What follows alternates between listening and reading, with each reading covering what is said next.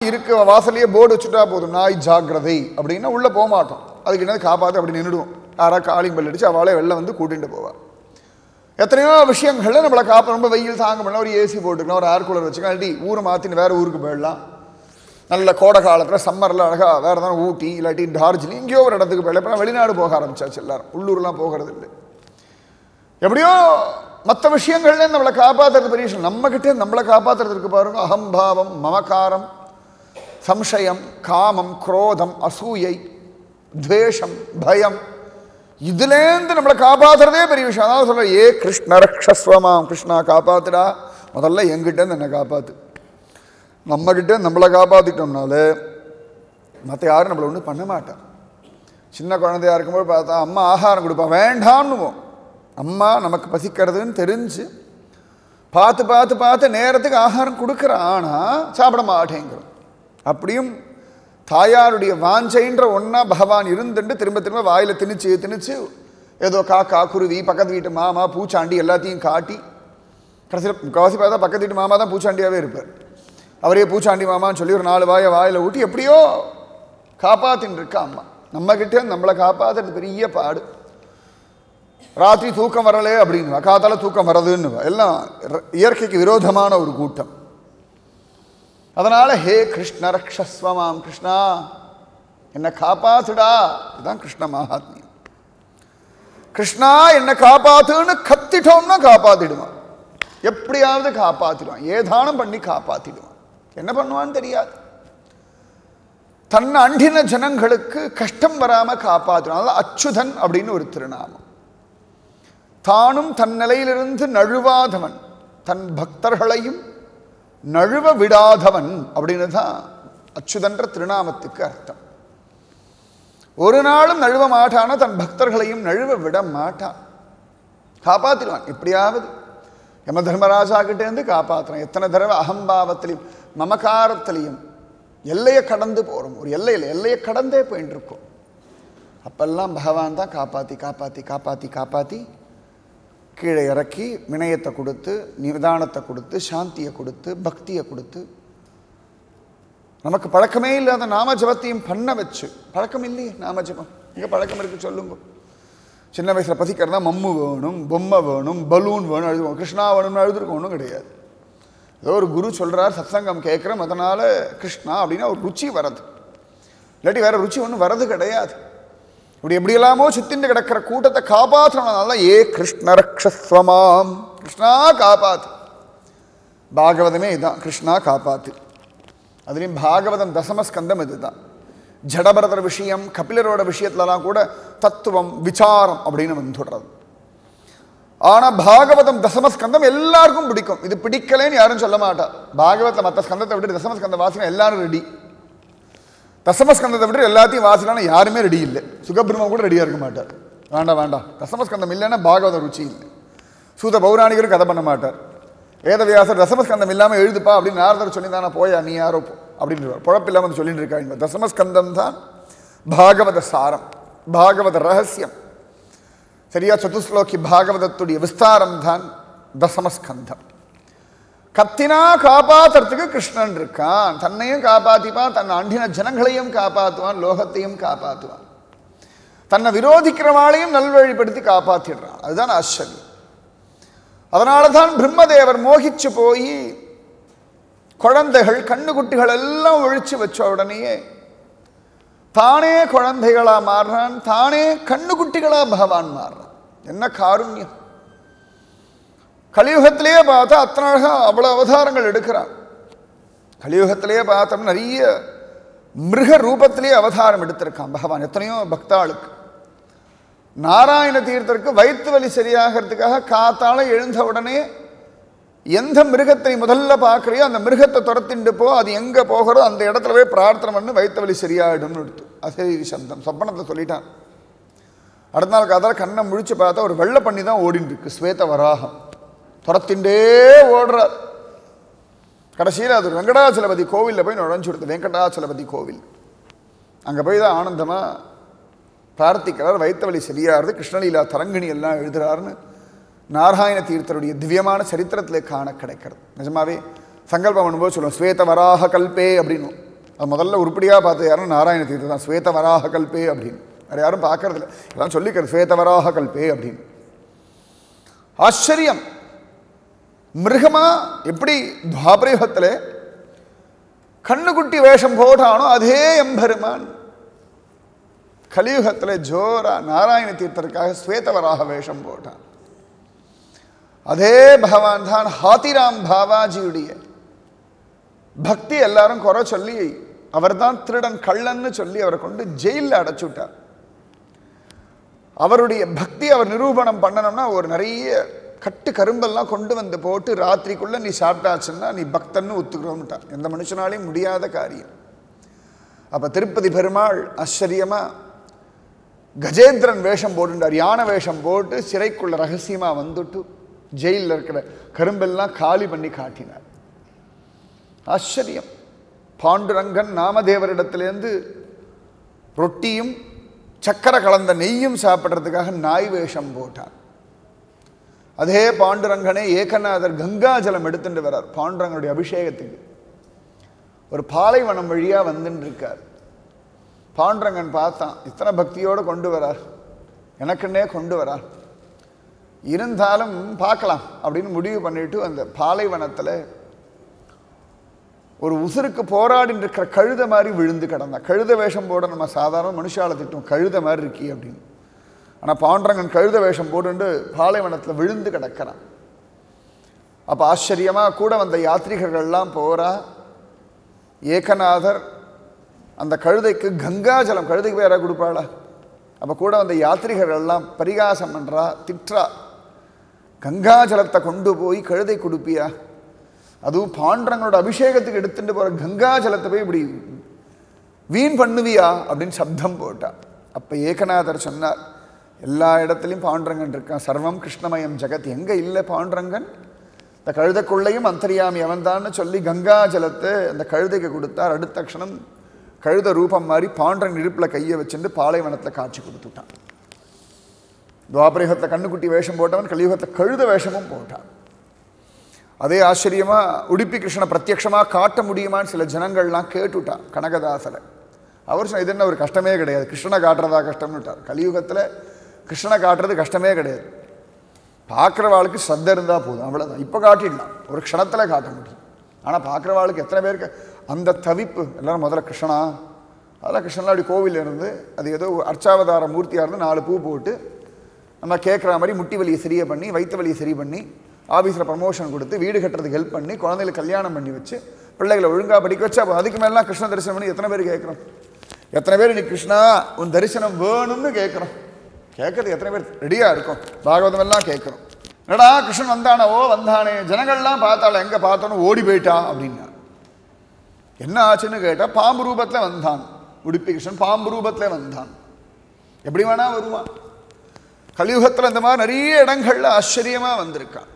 நிறைய இடங்கள்ல பூந்தானத்துக்கு எருது ரூபமாக கால ரூபமாக காட்சி கொடுக்கலையா குருவாயூரப்பன் அவருடைய பக்திக்கும் ஸ்ரத்தைக்கும் வசப்பட்டு. துவாபரயுகத்தில் கண்ணுக்குட்டி அவ்வளோ கண்ணுக்குட்டிகளாக வேஷம் போட்டவன் கலியுகத்தில் பக்தாளுக்காகவும் அத்தனை வேஷங்கள் போட்டு காட்டினான். துவாபரயுகத்தில் அத்தனை குழந்தைகளாக மாறின. நேதி கூட சொல்லிட்டு இருந்தேன். துவாபரயுகத்தில் அத்தனை ஒவ்வொரு வீட்லையும் ஒவ்வொரு குழந்தையா நுழைஞ்சான். சந்துக்காராமா வேஷம் போட்டான்னு நேதி கூட சொன்னேன். ஆச்சரியமா ஜெயதேவர் மாதிரி வேஷம் போட்டுன்னு வந்து ஸ்மரகரள கண்டனம் மம சிரசி மண்டனம் தேஹி பதபல்லவம் உதாரம்னு அஷ்டபதி எழுதினான்னு சொன்னேன். ஆச்சரியம். திருக்கச்சி நம்பிகள்னு ஒரு மகாத்மா உண்டு, ஜோரா. காஞ்சிபுரம் வரதராஜனிடத்துல அத்தியந்த பக்தி. அப்படி ஒரு பக்தியெல்லாம் கிடச்சுடுத்துனா ஜெயிச்சுட்டோம் நம்ம. இத்தனைக்கும் கோடீஸ்வரன் அவர். அதெல்லாம் ஒன்றும் இல்லை, வரதராஜன் தான் பெருசுன்னு வந்துட்டார். தன் பங்குக்கு அப்பா கொடுத்த சொத்து கூட அழகாக ஒரு பெரிய நந்தவனம் வச்சு அதுலேருந்து பூக்கள் எல்லாம் பறித்து காஞ்சி வரதராஜனுக்கு நித்தியம் சமர்ப்பிச்சுட்டு இருந்தார். அவ்வளவு சிரேஷ்டமானவர் அந்த மகாத்மா திருக்கச்சி நம்பிகள். ஆச்சரியமானவர். ஒரு சந்தர்ப்பத்தில் ராத்திரி விடிய அழகாக பேசிகிட்டே இருந்தார் வரதராஜன் இடத்துல. நேரம் போனது தெரியல. அப்படி பேசணும், வரதராஜன் இடத்துல பேசணும், பத்மநாபன் இடத்துல பேசணும். அல்ப மனுஷா இடத்துல நேரம் போனதே தெரியல, பேசிகிட்டே இருந்தோம் அப்படின்னு. அவளோட பேசியிருந்தா நேரம் போகிறதே தெரியல தெரியுமா அப்படின்னு. நீங்கள் எது பண்ணாலும் நேரம் போகிறதே தெரியாது. சாப்பிட்டுட்டு இருக்கோம், பசியில் நன்னா சாப்பிடுறோம், நேரம் போகிறது தெரியறதா? ஒரு 15 நிமிஷம் சாப்பிடுவோம், அப்பா நன்னா 15 நிமிஷம் போயாச்சு. குளிக்கிறேன்னு போவா, அரை மணி நேரம் 3/4 மணி நேரம், அதுவும் என்னைக்கு தன்னை தலை தேய்ச்சி குளிக்கிறேன்னா முடிஞ்சது. அன்றைக்கி அவசரமாக யாரும் உள்ளேயும் போக முடியாது, வெளிலையும் வர முடியாது. 3/4 மணி நேரம், அப்பா நல்லா குளித்தேன், முடியெல்லாம் நன்னா தொடச்சேன், அப்பா எவ்வளோ நாளாச்சு இப்படி குளிச்சு, இப்படி ஸ்ரீகள்லாம் அப்படி முடியெல்லாம் அப்படி கோதி விட்டுன்னு பேசிடுவார். குளிச்சது அரை 3/4 மணி நேரம், அதுக்கப்புறம் துடைக்கிறது ஒரு 1/4 மணி நேரம், 1.5 மணி நேரம், போனது யாருக்குமே தெரியறது இல்லை. என்னுடைய யாரை பிடிச்சவளோட உட்காந்து பேசின்னு இருப்பா, ஃபோன்லேயோ நேரவோ போயின்னு இருக்கும், நேரம் தெரியறது இல்லை, நேரம் போகிறதே தெரியறது இல்லை. சரியா சொல்லணும்னா பகவானிடத்துல பேசி நேரம் போகிறது தெரியாமல் இருக்கு. பத்மநாபன் சந்நிதிக்கு போயிடணும், நேரம் போகிறதே தெரியப்பட அனுபவிச்சுட்டே இருக்கணும், அதான் சுகம். ஆச்சரியம், அந்த மாதிரி பேசிட்டே இருந்தார், நேரம் போனதே தெரியல அவருக்கு, திருக்கட்சி நம்பிகளுக்கு. அதுக்கப்புறம் வரதராஜனை சரி சரி போய் படுத்துக்கோ, காதால கைங்கரியத்துக்கு வரணும்னு சொல்லி அவரை கிளப்பிட்டான். அழகா வாசல் வரைக்கும் வந்துட்டார். எப்பொழுதும் ஒரு சிஷ்யன் காத்துன்னு இருப்பான் வாசல்ல, அன்னைக்குன்னு பார்த்து காணல. வரதா அப்படின்னார், அவரோட சிஷ்யன் பேர் வரதன். வரதா 2வது வாட்டியும் கூப்பிட்டார். டே வரதா எங்கடா இருக்காய் அப்படின்னு 3வது கேட்டார். அடியேன் வந்துட்டேன் அப்படின்னு வந்தான் வரதன். அழகா சிஷ்யன் வந்தான், அவருக்கு பாதிகை எல்லாம் போட்டான், கொடையெல்லாம் பிடிச்சா. மன்னிக்கணும் குருவே, கொஞ்சம் நேரம் ஆகிடுது, க்ஷமிக்கணும் அப்படின்னு. உடனே மழை பெஞ்சின்றதுனால கொடை பிடிச்சான், கொண்டு போய் அவரை மடத்தில் விட்டான். விட்டுவிட்டு அவர் அழகாக செருப்பை வெளில விட்டுவிட்டு உள்ளே போனார். உடனே கொடையெல்லாம் மடக்கி வச்சுட்டு பாதிகையெல்லாம் எடுத்து வச்சான். உள்ளே போனால் உள்ளேந்து ஒரு வரதன் ஓடி வரான், சிஷ்ய வரதன். குருவே க்ஷமிக்கணும், உடம்பு கொஞ்சம் க்ஷீணமாக இருந்தது, அதனால் அசதியில் தூங்கிட்டேன், மன்னிக்கணும் குருவே அப்படின்னு சொல்லி காலில் விழுந்து கதறி அழுதார். உடனேயே இவர் பார்த்தார், அப்பா நீ தாண்டா வந்தா? இல்லை நான் வரவே இல்லை அப்படின்னார். அப்போ தான் அவருக்கு புரிஞ்சது வந்து சாக்ஷாத் வரதராஜன் அப்படின்னு. துவாபரயுகத்தில் ஒவ்வொரு கோபிகள் வீட்டிலையும் குழந்தையா போய் அவளுக்கு வேண்டிய கைங்கரியம் சமயத்தில் கோபிகள் சொல்ல, அடே பயல அங்கேருந்து இந்த பாலை கொண்டா, அந்த மத்தை கொண்டா. சமயத்தில் சில கோபிகள்லாம் குழந்தை ஏண்டா சாணி போட்டு கல்ல மாட்டியான்னு வந்திருக்கிறது கிருஷ்ணன், அவளுக்கு தெரியாது. பயல சாணி அள்ளி ஓரத்தில் போடு, வீட்டில் ஒரு வேலை பண்ணாத, உருப்படாமல் அல்ல கடந்து அது வந்திருக்கிறது கிருஷ்ணன். அவகிட்டே சொல்ல, அந்த கிருஷ்ணனோட சேராதுன்னா கேட்குறியா? ஒழுங்கா வீட்டில் சாணி அள்ளி போடு, தயிரை கடைஞ்சி வெய்யி, கொண்டு வித்துட்டு வா, ஏதான்னு சொல் பேச்சு கேட்குறியா? எப்போ பாரு அந்த திருட்டு பயலோட திருடுறதே பொழப்பு. இதில் அவனோட சேர்ந்துட்டு நம்ம வீட்டிலேயே நெய்யை கொள்ளையடிக்கிறது, நம்ம வீட்டிலேயே வெண்ணெய் திருடுறது.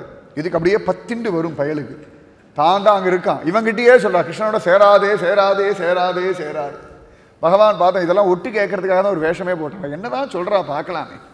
இவ பார்த்தாலும் நம்மளை பற்றி அம்மா கிட்ட வந்து கம்ப்ளைண்ட் பண்ணுறான், அம்மா கிட்டேயே இந்த கம்ப்ளைண்ட் பண்ணுறான்னா வீட்டில் என்னெல்லாம் திட்டுவா, எப்படியெல்லாம் நம்மளை வையறான் பார்க்கலாம் அப்படின்னு. அதுக்காகவே பகவான் 1 வருஷ கால பரியந்தம் இந்த கோபிகைகள் வீட்டில் அவா பயலா இருந்தா. அவ பயலா இருந்தா எப்படி கொஞ்சரா, கிருஷ்ணனா வந்தா என்ன பண்றா பார்த்தானா. ஆனால் கோபிகைகள் ஜெயிச்சுட்டா. அவா பசங்களை காட்டிலும் கிருஷ்ணன் வரான்னா தன் பிள்ளைய ஓரத்தில் இருடா கிருஷ்ணன் வரான், அதுக்கு அவள் கிளம்புறான வேகமாக, இருடா எதுக்கு அவசரப்படுற, அம்மா கிருஷ்ணன் வாசலில் நிற்கிறான், இருக்கட்டும் என்ன கொஞ்சம் நிற்க வை பயலை, அழகாக பார்க்கலாம், அடி ஓடி போயிடுவான். போயிட்டு திருப்பி சாயங்காலம் தான் வருவான், கொஞ்ச நேரம் நிற்கட்டும், ஒரு 3-4 தடவை கூப்பிட்டு வரலன்னு தானாக உள்ளே வருவான். நம்ம ஆத்துலேயும் கிருஷ்ணன் வர வேண்டாமாடா, சும்மா இருடா. பகவான் பார்க்குறான், இங்கே அவன் குழந்தையா நிற்கிறான். பார்த்தான், ஓ கோபிகைகள் ஜெயிச்சுட்டா அப்படின்னு நினச்சான். சத்தியம் பகவான் அப்படியெல்லாம் அவர்கள் சொல்றபடியெல்லாம் கைங்கரியம் பண்ண. அதே பகவான் கலியுகத்தில் வரதராஜன் ஆச்சரியமா திருக்கட்சி நம்பிகளுக்கு ஒரு கைங்கரியம் பண்ணி கொடுத்துட்டான். பக்தி துவாபரயுகத்துக்கும் கலியுகத்துக்கும் பெரிய வித்தியாசம் ஒன்றும் கிடையாது. தர்ம அதர்மத்திலே தான் தாரதமியம். தர்மம் ரொம்ப குறைஞ்சு போகிறது கலியுகத்தில், அவ்வளவுதான். ஆயுஸ் அல்பாயுஷா இருக்கு, புத்தி மந்தமா இருக்கு, பாக்யம் மந்தமா இருக்கு. ஆனால் பக்தி ஒன்றும் மந்தம்னு பாகவத்தில் சொல்ல, மந்த பக்தி உடையவர்கள்னு சொல்லல. பாக்யம் மந்தம், புத்தி மந்தம், ஆயுசு மந்தம். எப்போ பார்த்தாலும் சரீரத்தில் உபதிருத்தாக வியாதி சொல்ற, அவ்வளவுதான் சொல்லியிருக்க வழியே. இந்த கலியுக கூட்டம் எல்லாம் பக்தி பண்ணாதுன்னு சொல்லலை. கலியுகத்தில் பக்தி பண்ண மாட்டா அப்படின்னு சொல்ல. கிருதாதிஷு பிரஜாராஜன் கலவு இச்சந்தி சம்பவம் கலவு கலு பவிஷ்யந்தி நாராயண பராயணாக. ஆச்சரியமா ஜோர எங்கெல்லாம் அப்படின்னு கேட்டால் தாமிரபரணி நதி எத்திர கிருதமாலா பயஸ்வினி. சத்தியம் இன்னைக்கு கூட பார்த்தோம்னா ஆழ்வார்த்து நகரில் சுவாமி நம்ம ஆழ்வார் அப்படி பரமபதத்தை கிளம்பி போயிட்டு திரும்பி வந்துடுவார். அந்த நாள் இன்னைக்கு ரொம்ப விசேஷமாக விடிய விடிய இன்னைக்கு ஆழ்வார் திருநாளில் ரொம்ப ஆச்சரியமாக இருக்கும். நம்ம ஆழ்வார் கிளம்புறதுக்கு எல்லாம் ஏற்பாடும் பண்ணிடுவா. அவர் கிளம்பி போயிடுவார், வைகுந்தம் போயிடுவார். அங்கே போய் பார்ப்பார், அடடா இது நன்னா இல்லை பிரபு, தாமிரபரணி ஆத்தங்கரம் நன்னா இருக்குது, கலியுகம் நன்னா இருக்குது, ஜனங்கள் நன்னா இருக்கா, பக்தி நன்னா இருக்குது, ஸ்ரீவைகுண்டம் நன்னா இல்லைன்னு சொல்லி கீழே இறங்கிடுவார். பரமபதம் வேண்டான்னு கீழே இறங்குவார். இன்னைக்கு விடிய விடிய விடிய ஆழ்வார் திருநகரியில் விசேஷம். அப்படிப்பட்ட பாக்கியமெல்லாம் கலியுகத்திலே தான். கலியுகத்தில் தானே சங்கரர் வந்தார், கலியுகத்தில் தானே மத்வர் வந்தார், கலியுகத்தில் தானே ராமானுஜர் வந்தார், கலியுகத்தில் தானே கிருஷ்ண சைத்தன்யர் வந்தார், கலியுகத்தில் தானே மகாராஜா சுவாதி திருநாள் வந்தார், கலியுகத்தில் தானே குலசேகர ஆழ்வார் வந்தார், கலியுகத்தில் தானே ஆண்டாள், கலியுகத்தில் தானே மீரா, கலியுகத்தில் தானே சந்துக்காராம், கலியுகத்தில் தானே நாமதேவர், கலியுகத்தில் தானே சக்குபாய், கலியுகத்தில் தானே ஆச்சரியமா அன்னமாச்சாரியார், கலியுகத்தில் தானே புரந்தரதாசர். எத்தனை மகாத்மாக்கள், ஒன்னா ரெண்டா, கோடி கோடி கோடி கோடி பேர். கலியுகத்தில் தானே சதாசிவ பிரம்மேந்திரர், கலியுகத்தில் தானே பகவன் நாம போதேந்திரர். எத்தனை கோடி மகாத்மாக்கள், ஒருத்தரா ரெண்டு பேரா. கலியுகத்தில் தான் நிகமாந்த மகாதேசிகர், கலியுகத்தில் தான் சுவாமி ராகவேந்திரர், கலியுகத்தில் தான் சுவாமி விவேகானந்தர், கலியுகத்தில் தான் ரமண மகர்ஷி. எத்தனையோ மகாத்மாக்கள், கோடி கோடி கோடி பேர். அதனால கலியுகத்தில் பக்தி பண்ண முடியாது, கலியுகத்தில் பகவத் தரிசனம் கிடைக்காதுன்னு மட்டும் பைத்திகார்த்தனமா நினைச்சுடாதீங்க. கலியுகத்திலே தான் பகவத் காருண்யம் விசேஷமா இருக்கு. ஏன்னா கிருதாதிஷு பிரஜாராஜன்னு கலௌ இச்சந்தி சம்பவம். கிருதயுகங்கள்ல இருக்கிறவாள்லாம் கூட கலியுகத்திலே பிறக்கணும்னு ஆசைப்படுறா. கலியும் கெடும் கண்டு கொன்மின் கடல் வண்ணன் பூதங்கள் மண்மேல் மலிக புகுந்து இசை பாடி ஆடி ஒழிதர கண்டோம். சுவாமி நம்மாழ்வார் சொல்ல, கலியும் கெட்டு போயிடும், கவலைப்படாதீங்க. ஏன்னா பாகவதா நிறைய பேர் வரப்போறா, ஆச்சரியமான பகவத் விஷயங்களை சொல்ல போறா. கலியும் கெடும் கண்டு கொன்மின். கலியுகத்திற்கு ஜனங்களை நீங்களே பார்க்க போற, களி கெட்டு போயிடும் அப்படின்னு சாதாரண ஜனங்கள்லாம் சொல்லுவோம், களி முத்தி போயிடுது, அவ்வளவுதான், உலகம் அப்படிதான் அப்படின்னு. ஆனா நம்மாழ்வார் சொல்ற, கலியும் கெடும் கண்டு கொன்மின், களி கெட்டு போக போறது நீங்களே பார்ப்பேன் அப்படின்னு. பக்தி நாமஜபம் பண்றவாழ களி ஒன்றும் பண்றதில்லை. அதனால துவாபரயுகத்துக்கும் கலியுகத்துக்கும் பக்தியிலையோ கிருஷ்ண மகாத்மியத்திலேயோ பெரிய பேதம் ஒண்ணுமே கிடையாது, பேதமே கிடையாது, அபேதம் தான். எல்லா யுகங்கள்லையுமே பக்தி பண்ணிட்டே இருந்தா அவளுக்கு கிருஷ்ண மகாத்மியம் புரியும், கிருஷ்ண கிருப புரியும், கிருஷ்ண தரிசனம் கிடைக்கும். இந்த துளி கூட சம்சயமே வேண்டாம். ஆச்சரியம். எப்படி பிரம்ம மோகன லீலையெல்லாம் பண்ணி கோகுலவாசிகளுக்கு ஒன்றும் தெரியாம விளையாடிட்டு இருந்தான் குழந்தை ஜோரா. ஒரு வருஷம் கழிச்சு திரும்பவும் பிரம்மதேவ ஸ்தோத்திரம் எல்லாம் பண்ணிட்டு பகவான் இடத்துல இந்த குழந்தைகள் கண்ணுக்குட்டிகள் எல்லாம் கொடுக்க, திரும்பவும் அந்த குழந்தைகள் கண்ணுக்குட்டிகள்லாம் என்னமோ ஒரு நாள் போச்சு அப்படின்னு நினைச்சாள். அப்பதான் ஒரு நாள் கூட போகல, இப்பதான் கண்ணன் கண்ணுக்குட்டிகளை தேடி அந்த பக்கம் போன, திரும்பி வந்துட்டான். அதுவும் கையில் அதே தத்யோனத்தை வச்சுன்னு வரான. பிப்ரத் வேணும் சட்டரபட்டயோகோ சிங்கவேத்ரே சகக்ஷே வாமே பாணௌ மஸ்ருண கபலம் தத்பலானி அங்குலிஷு. சமயத்தில் வீட்டில் தான் பழசா போடுவோம், இதே தானா டெய்லி இதே தான் அப்படின்னு. அப்போல்லாம் ஞாபகம் வச்சுக்கோங்க. ஒரு வருஷ கால பரியந்தம் பகவான் ஒரு தயிர் சாதத்தை கையிலேயே வச்சுட்டு இருந்தான். ஒரு வருஷம் நமக்கு அடுத்த நாள் புளிச்சு போச்சுனாலே வயிறு என்னமோ பண்ணுறது, மூக்கு என்னமோ பண்ணுறது. ஒரு வருஷம் ஒரு தயிர் சாதத்தை பத்திரமா வச்சுருந்தாங்க. ஏன்னா பக்தியோட யசோதை கொடுத்துருக்காங்க.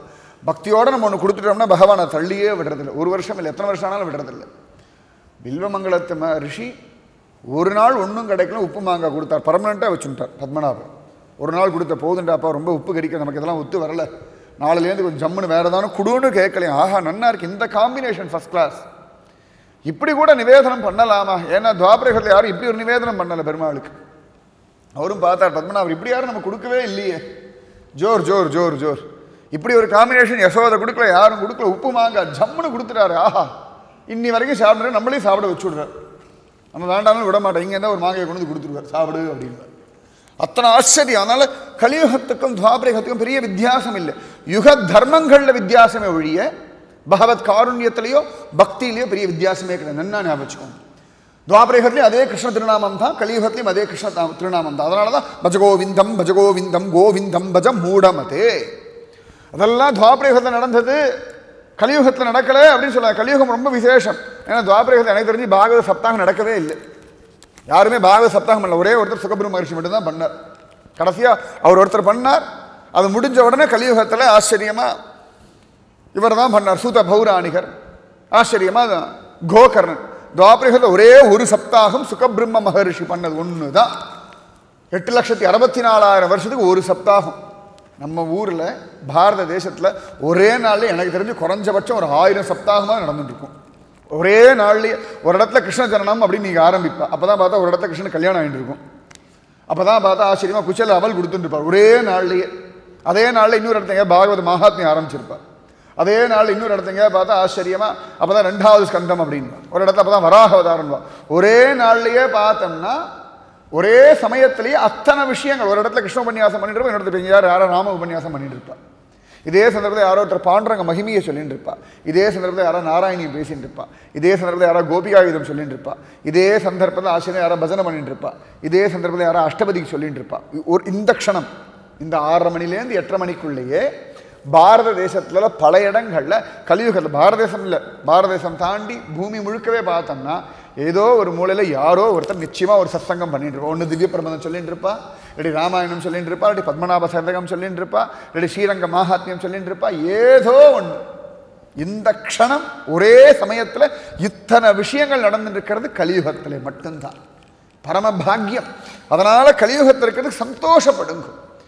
ஆச்சரியம். பகவான் ஜோர துவாபரயுகத்தில் பிரம்ம மோகனம்னு ஒன்றை கொடுத்து அவ்வளவு அழகா லீலையெல்லாம் பண்ணிட்டான். ஆச்சரியமா விதவிதமான லீலைகள் பண்ணிட்டு இருக்கான். ஆச்சரியம். பகவானுடைய லீலைகள் ஒவ்வொன்றும் பலவிதமான காரணங்கள் உண்டு. ஏன்னா வேற எந்த அவதாரத்தையும் பிரம்மதேவருக்கு எந்த ஒரு மோகனம் வரலையே, அதான் ஆச்சரியம். பிரம்மதேவர் வரைக்கும் கிருஷ்ண அவதாரம்னு ஒரு சம்சயம் இருக்கத்தான் செய்யும்.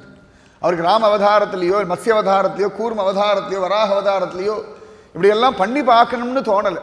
ஏன்னா கிருஷ்ணஸ்து பகவான் ஸ்வயம், மற்றவெல்லாம் ஸ்வயம் பகவான் இல்லையா, கொஞ்சம் கொஞ்சம் அம்ச அவதாரங்கள் தான். அதனாலே ஆச்சரியமா பிரம்மதேவர் கிருஷ்ணனிடத்திலே தான் உரிமையோட விளையாடுறார். இந்திரன் கூட பார்த்தா ராமனிடத்துல கும்பிடு போட்டு சமத்தா நிற்கிறான். இந்திரன் கூட ஒரு வராக மூர்த்தியின் இடத்துலையோ வாமன மூர்த்தியின் இடத்துல எல்லாம் சண்டைக்கெல்லாம் போகிறதே கிடையாது. இந்திரன் கூட சண்டைக்கு வந்தது பொறாமப்பட்டது கிருஷ்ணவதாரத்தில் தான். அத்தனை பேருக்குமே கிருஷ்ணவதாரம்னா அது ஒரு சர்வசிரேஷ்டம், ஒரு விசேஷம். அதனால பகவான் விதவிதமான லீலைகள்லாம் பண்ணிட்டு இருக்கான். ஆச்சரியமான லீலைகள்.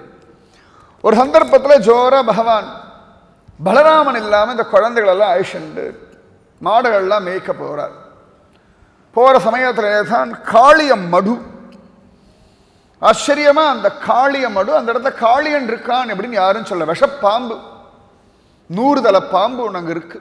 யாரையும் அந்த பக்கம் விடுறதில்லை. அதனால கோபி ஜனங்கள் யாரும் அந்த பக்கம் போகிறது கிடையாது. கிருஷ்ணனிடத்திலையும் அந்த பக்கம் போகாதேடான்னு சொல்லல. சொல்லியாச்சுன்னா அதை தான் முதல்ல பண்ணுவான். ராமனாது சொன்னா கேட்கறதுக்கு. காட்டுக்கு போடான்னா சரிப்பா, நாளைக்கு அபிஷேகம் சரிப்பா, சீதையை கல்யாணம் பண்ணிக்கோடா சரிப்பா, காட்டுக்கு போயிட்டு 14 வருஷம் கழிச்சு வாடா சரிம்மா, எது எல்லாத்துக்கும் சரி சரி சரி. மாட்டேன் அப்படின்னு சொல்ல மாட்டான். ஒரு வண்ணான் சொல்லிடுவான், சீதை மாதிரி நான் ராமன் மாதிரி நினச்சிட்டியா, சீதை மாதிரி நீ எங்கே வேணா போய் இருப்பேன் உன்னை ஏற்றுக்கிறதுக்கு. ஒரு வண்ணான்னு சொல்கிறான், சரி சீதை நீ காட்டுக்கு போ. யார் எதை சொன்னாலும் ஆமாஞ்சாமி ஆமாஞ்சாமி ஆமாஞ்சாமி ஆடுறா ராமன். ராமனே தலையாற்றான். இது கிருஷ்ணாவதாரம் அப்படின்லாம் கிடையாது. அதுக்கு என்ன தோன்றதோ அதுதான் பண்ணும். இதைத்தான் பண்ணுவேன்னா அவனுக்கு என்ன தோன்றதோ அதை பண்ணுவான். அது சாஸ்திரத்துக்கு உட்பட்டதா, சாஸ்திரத்துக்கு மீறினதா, வேதம் ஒத்துக்கிறதா, அதெல்லாம் கிடையாது. அவன் பண்ணா சாஸ்திரம், அவன் பண்றதை வேதம் சொல்லணும். வேதம் சொல்றது அவன் பண்ண மாட்டான். அவன் எதை சொல்றானோ அதை வேதம் பண்ணணும், அவ்வளவுதான். அவன் எதை பண்ணிட்டானோ அதை வேதம் சொல்லியாச்சுன்னா வேதத்துக்கு மரியாதை, இல்லைன்னா வேதத்துக்கு மரியாதை கிடையாது. ஆச்சரியம். அதனால இவன் கிட்ட சொல்லல அழகா இவன் தன் குழந்தைகள் அவனோட கூட்டம் இருக்க கோஷ்டி, அவனோட கோஷ்டியில சேர்ந்துண்டு. ஏன்னா நம்ம சொல்லுவோம் எனக்கு இவாளெல்லாம் பிடிச்சவா, நாங்கள்லாம் ஒரு குரூப், நாங்கள்லாம் ஒரு செட்டு. அது சொல்லுவா ஆஃபீஸில் நாங்கள்லாம் ஒரு செட்டு, எங்கள் பந்துக்கள்லேயே நாங்கள்லாம் ஒரு செட்டு, எங்களுக்கெல்லாம் ஒரே மைண்ட் செட்டு, நாங்கள்லாம் நல்லா சிரித்து பேசிகிட்டு இருப்போம், அவெல்லாம் சிடிச்சிடுவோம், எல்லாரோட செட்டு சேருவாள். இந்த கிருஷ்ணனோட ஒரு செட்டு இருக்குது, அந்த செட்டில் போகிறதே கிடையாது யாரும். நாங்கள்லாம் கிருஷ்ண செட்டு, நாங்கள்லாம் பத்மநாபர் செட்டுன்னு அதில் போய் சேரணும். ஒவ்வொரு நாளும் அந்த செட்டில் போயிட்டு அவன் என்னெல்லாம் அட்டகாசம் பண்ணுறானோ, அவன் என்னெல்லாம் லீலைகள் பண்ணுறானோ அந்த லீலைகளை அனுபவிக்கணும். அதுதான் ஜன்மாவுடைய பிரயோஜனம். அதனால் அவனுடைய அந்த ஃப்ரெண்ட்ஸ் எல்லாம் கூட்டுண்டு அழகா ஆடிண்டு பாடிண்டு குதிச்சுண்டு விளையாடிண்டு சிரிச்சுண்டு, டே இந்த பக்கம் நன்னா இருக்கே, இவ்வளவு நாள் இந்த பக்கம் வரவே இல்லையே, எங்க காளியமடு பக்கம் வரலையா, அழகா இருக்கே, இன்னைக்கும் பார்த்தோன்னா காளியமடு அழகா தான் இருக்கும், அழகா இருக்கே, ஹாஹா இத்தனை அழகா ரமணீயமயமான ஒரு இடம், பக்கம் பட்சிகள்லாம் கூட எதுவும் இல்லை.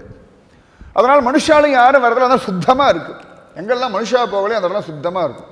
இந்த மனுஷா போகிற இடம்லாம் தான் குப்பையாகும். லோகத்தை நன்னா கவனிச்சு பார்க்கலாம். அது பத்ம தீர்த்தம்லேருந்து பத்மநாபர் கோவில் வரைக்கும் இந்த மனுஷா போயிட்டு வந்தானா ஒரே குப்பை தான். அங்கே உள்ளுக்குள்ளேயே பார்க்கலாம் எத்தனையோ பூனை இருக்குது, எலி இருக்குது, மாடப்புறா இருக்குது. அதெல்லாம் ஒரு அழுக்கு பண்ணுறதே கிடையாது பத்மநாபர் கோயில். எல்லா அழுக்கும் அக்கிரமங்களும் பண்ணி தொலைகிறது மனுஷ கூட்டம் ஒன்று தான், வேறு யாரும் கிடையாது. இந்த மனுஷா எங்கேயாவது போயாச்சுன்னா குப்பை தான். இங்கே யாரும் மனுஷா வரதில்லை, மிருகங்கள் யாரும் வரதில்லை. ஏன்னா எது வந்தாலும் இந்த காளியுடைய விஷம் மூச்சுக்காது பட்டாலே பொசுங்கி விழுந்துடுறதுகள். மரங்கள்லாம் கூட அப்படி பட்டு போய் கிடக்கிறது. ஆனாலும் ரமணீயமயமாக இருக்கான். ஏதோ சில மரங்கள் மட்டும் உயிர் பிழைச்சி கிடக்கிறது. அழகா பகவான் தன்னுடைய ஃப்ரெண்ட்ஸ் எல்லாம் கூட்டிட்டு சமத்தா வந்தவன் தெரியும். இன்னைக்கு காளியனர்தனம் பண்ண போகிறோம், இதுக்கு மேலே காளியனுக்கு அனுமதி கிடையாது, அவன் அகம்பாவத்தை அடக்கணும்னு ஒரு சங்கல்பம் பண்ணிட்டுட்டான். எல்லாருக்குமே நல்லா ஞாபகம் வச்சுக்கோங்க. சில பேர் ரொம்ப மோசமானவாளாக இருப்பா, ரொம்ப கெட்டவாளாக இருப்பா. அவளுக்குன்னு ஒரு எல்லைக்கோடு வச்சிருக்கான் பகவான். அன்னைக்கு அடித்து திருத்திடுவான். எப்பேற்பட்டவாளாக இருந்தால் நம்ம ரொம்ப ரொம்ப நல்லவா நினைப்போம். ரொம்ப ஒரு பெரிய அகம்பாவம் இருக்கும் ஏதான ஒரு விஷயத்தில். பாப்பா இந்த நாள் வரைக்கும், இந்த நிமிஷம் வரைக்கும், இந்த செகண்ட் வரைக்கும் அதுக்குள்ளே எங்கேயோ இறங்குறோமா, மாறுறோமா, சரியாகிறோமா இல்லையா, வந்து தலைமையில் ஒரு குதிச்சு அடக்கிடுவான். நன்னா ஞாபகம் வச்சுக்கோங்க. எந்த ஒரு விஷயமா இருந்தாலும் ஒரு எல்லைக்கோடு பகவான் வச்சிருக்கான். இந்த சேச்சுரேஷன் பாயிண்டை தாண்டப்படாது. அது தாண்டுற மாதிரி தெரியறதுன்னா வந்து அடக்கிடுவான். யாரா இருந்தால் அது நரகாசுரனா இருக்கட்டும், ராவணனா இருக்கட்டும். ராவணனுக்கு கொஞ்சம் ஒரு சான்ஸ் கொடுத்து பார்த்தான். இன்று போய் நாளை வா, இன்னைக்கு போய் நாளைக்கு வாடா, சரி பார்க்கலாம். இந்த ஒரு ராத்திரியில மாறுறானா பார்க்கலாம். அஜாமிலனுக்கு 88 வயசு வரைக்கும் பார்த்துட்டு இருந்தான். அழகா எல்லாருக்குமே பார்க்கிறான். கம்சனுக்கு ஒரு எல்லைக்கோடு, சிசுபாலனுக்கு ஒரு எல்லைக்கோடு, இரண்யகசிபுவுக்கு ஒரு எல்லைக்கோடு. இரண்யகசிபு பண்ற அக்கிரமம் தாங்க முடியாம தேவர்கள்லாம் வந்து நாராயணத்துல புலம்புறா, பிரபோ காப்பாத்துன்னு. பகவான் சொன்னா பொறுத்துக்கோங்க, அவ்வளவுதான், வேற ஒன்றும் பண்ண முடியாது. உங்க பிராரதம் தேவர்கள் வரைக்கும் பிராரதம் உண்டு. நல்லா ஞாபகம் வச்சுக்கோ. மனுஷாளுக்கு மட்டும் இல்லை, இந்திரன் வரைக்கும் பிராரப்தம் உண்டு. இந்திரன் வரைக்கும் பிராரப்தம் படுத்திட்டு தான் இருக்கும். அதனாலதான் இந்திரன் வந்து கதர்ன பொழுது கூட பகவான் சொல்லிட்டான், பொறுத்துக்கோ. எப்ப என் பக்தன் பிரகல்லாதன் அவன் டார்ச்சர் பண்றானோ அது வரைக்கும் பொறுத்துட்டு தான் ஆகும். அங்க பிரகல்லாதன் தான் பிராதானியம். என் பிரகல்லாதனுக்கு கஷ்டம் வர வரைக்கும் நீங்கள்லாம் பொறுத்துக்கோங்க. பூமாதேவியா இருக்கட்டும், பிரம்மதேவரா இருக்கட்டும், இந்திரனா இருக்கட்டும், என் பக்தனுக்கு கஷ்டம் வர காலம் வரைக்கும் பொறுத்துக்கோங்க. என் பக்தனுக்கு ஒரு கஷ்டம் வந்ததுன்னா அப்ப ஆவிர்பவிப்ப, அப்ப இரண்யகசிபு வதம் பண்ணுவேன், அது வரைக்கும் சீண்ட மாட்டேன். பகவான் சொல்லிட்டு அவன் பண்ண புண்ணியம் இருக்கு இல்லையா, பிரம்மதேவரோட வரம் இருக்கு இல்லையா, அதெல்லாம் என்ஜாய் பண்ணட்டும்.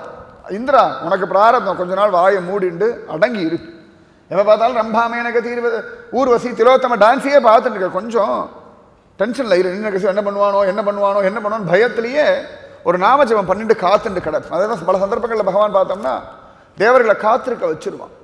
கிருஷ்ணாவதாரத்துக்கே ஓடி வரா பூதேவி முதற்கொண்டு எல்லாரும் காப்பாத்து. அப்பதான் பகவான் சொன்னான், வசுதேவ கிரகத்துல பிறக்க போறேன், காத்துட்டு இருங்கோ, அவ்வளவுதான். அது 8 வருஷம் கழிச்சு பிறக்க போறேன், காத்துட்டு இருங்கோ, அவ்வளவுதான். அதுக்கு முன்னாடிலாம் பண்ண மாட்டேன். அதுக்கெல்லாம் ஒரு நேரம் காலம் இருக்கு. பகவான் எல்லாத்துக்கும் ஒரு எல்லைக்கோடு வச்சிருக்கான். நன்னா ஞாபகம் வச்சுக்கோங்க. அதை தாண்டி நம்மளால ஒன்றும் பண்ண முடியாது. பத்மநாபர் சந்நிதியிலே ஒற்றைக்கல் மண்டபத்தில் நிற்கிற வரைக்கும் தான் நமக்கு அனுமதி. உள்ள போகிற அதிகாரம் நமக்கு கிடையாது. நிற்க வச்சிருக்கான். சரி இல்லை உள்ளதான் போனோம்னா இப்பயே தியானம் பண்ணி ஏதான ஒரு ஜென்மாவில் போத்தியா பிறந்துருங்கோ, பத்மநாப சந்நிதியை கைங்கரியம் பண்ணுறதுக்கு பிரார்த்தனை பண்ணுங்கோ.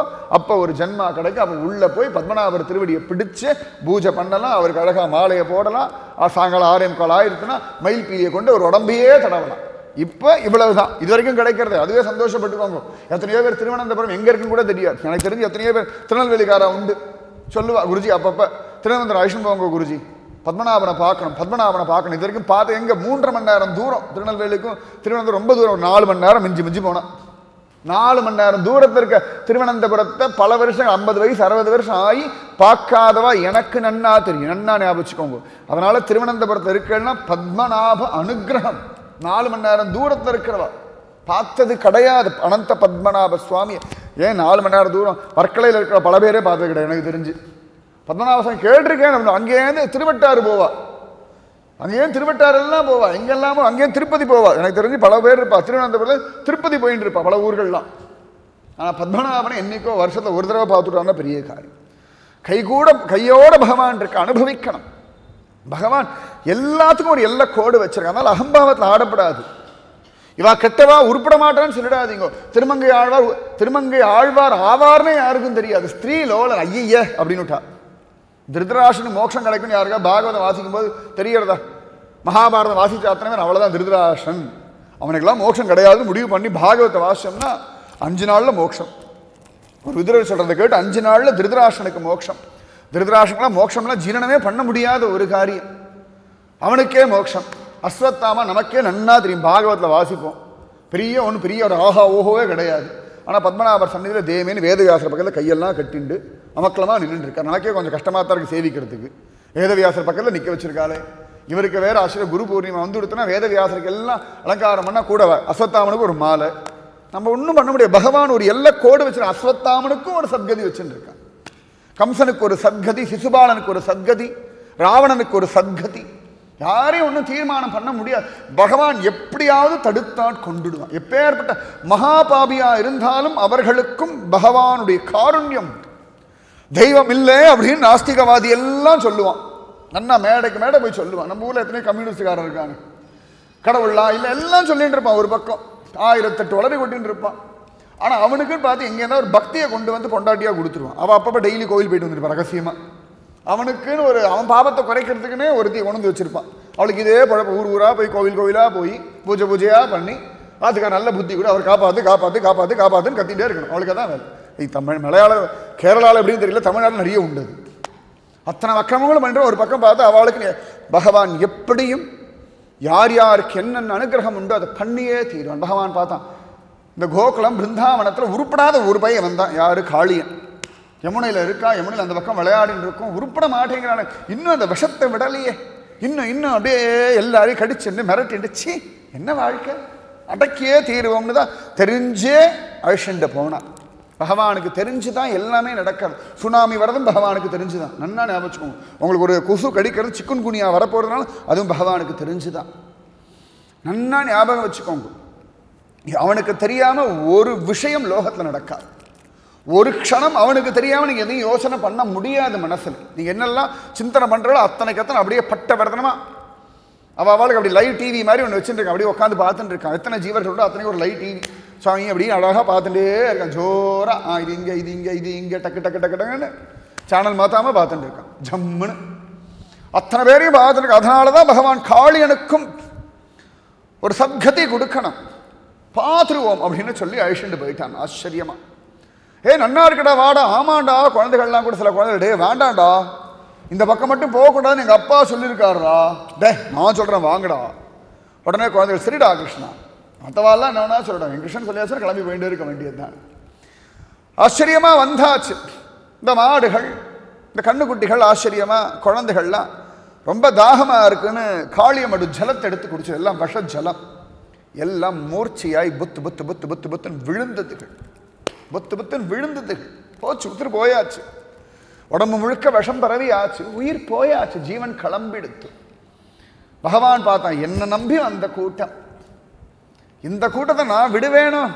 விட மாட்டேன். அனன்யாஹா சிந்தையந்தோ மாம் ஏ ஜனா பர்யுபாசதே தேஷாம் நித்யாபியுக்தானாம் யோகக்ஷேமம் வஹாமியஹம்.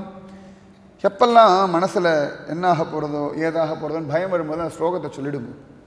யோகக்ஷேமம் வஹாமியஹம்னு கண்ணன் சொல்லியிருக்கான்னு இப்போ சொல்லும் பொழுதே மனசில் சமாதானம் கிடைச்சிடும். சத்தியமாகவே அவன் தான் கவனிச்சுன்னு இருக்கான். அப்பப்போ மறந்து போய்டுறது. மந்தாஹா சுமந்தமதையோ, இதுக்கு தான் மந்தாஹா சுமந்தமதையோ. கிருஷ்ணன் தான் எல்லாத்தையும் நடத்தின்னு இருக்கான். கிருஷ்ணன் தான் எல்லாத்தையும் கொடுத்துட்டு இருக்கான். கிருஷ்ணன் தான் காப்பாற்றின்னு இருக்கான். ஆனால் புத்தியில் உரைக்க மாட்டேங்கிறது. மறந்து போயிடுறது. எல்லாம் மறந்து போகிற மாதிரி இதுவும் மறந்து போயிடுறது. அடுத்த வாரம் திட்டினது மறக்க மாட்டேங்கிறது. நம்மளை பற்றி குத்தம் சொன்னது மறக்க மாட்டேங்கிறது. கிருஷ்ணன் பண்ண சத்தியம் எல்லாம் மட்டும் மறந்து போயிடுது. இது எப்படி மறக்கிறது தெரியல. சர்வதர்மான் பரித்யஜ்ய மாமேகம் சரணம் ரஜ அவன் சொன்னான்.